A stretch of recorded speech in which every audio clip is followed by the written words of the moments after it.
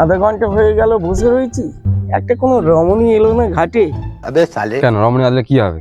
একটু দেখলে মনটা খুশি হয়ে যায়। বুড়ো বয়সে তোমার স্বাদ কম না। এই বুড়ো বুড়ো করিস কেন? চুল কালো করেছি, এখন তো আমি ইয়ং। ফোন আসছে না? এই দেখো চলো। এইখানটা দাঁড়া দেখি আমার পায়ে কাদা লেগেছে, আমি একটু পাটা ধোবো। ঠিক আছে, শুনুন কি সুন্দর ঝাকাস মাল তুলেছে দেখ। যাও গিয়ে আবার পাটা ধুয়ে নাও।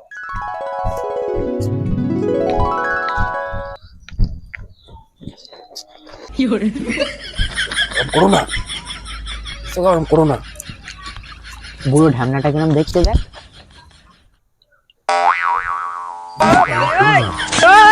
দাঁড়া, এই দেখো ওই বুড়ো মালটা কিরম আমার দিকে চোখ মারছে বাজে ভাবে। কে গো? এই যে এই যে এই বুড়ো বাপ, তুই আমার বউকে চোখ মেরেছিস কেন? ওই দেখ আমাকেও চোখ মারছে। আরে ভাই রাগ করো না।